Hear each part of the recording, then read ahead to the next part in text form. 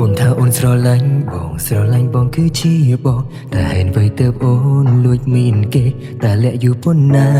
ប្រាំបងបានទេឲ្យបងបានអងចិត្ត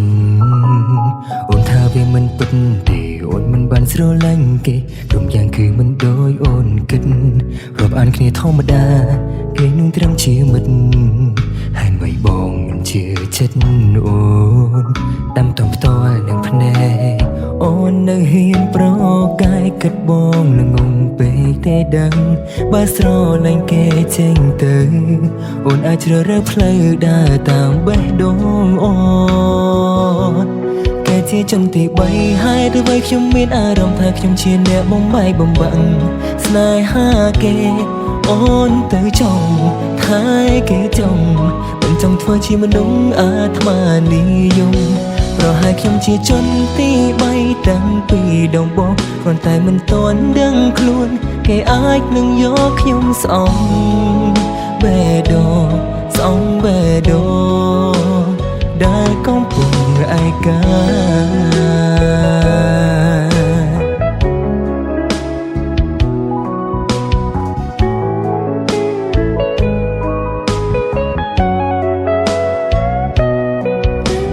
ផ្ទាល់នឹងភ្នែកអូននៅហ៊ានប្រ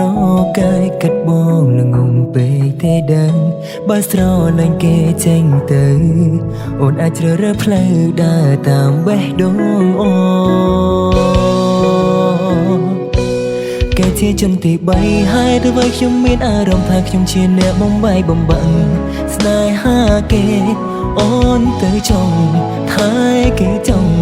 មិនចង់ធ្វើជាមនុស្សអាត្មានិយមប្រហែលខ្ញុំជាជនទី3តាំងពីដំបូងគ្រាន់តែមិនទាន់ដឹងខ្លួនគេអាចនឹងយកខ្ញុំស្អប់បេះដូងស្អប់បេះដូងដែលកំពុងឯកាគេជាជនទី3ហើយតែវិញខ្ញុំមានអារម្មណ៍ថាខ្ញុំជាអ្នកបំបាយបំបាំងស្នេហាគេអូនទៅចង់ថែគេចង់មិនចង់ធ្វើជាមនុស្សអាត្មានិយមប្រហែលខ្ញុំជាជនទី3តាំងពីដំបូងគ្រាន់តែមិនទាន់ដឹងខ្លួនគេអាចនឹងយកខ្ញុំស្អប់បេះដូងស្អប់បេះដូងដែលកំពុងឯកា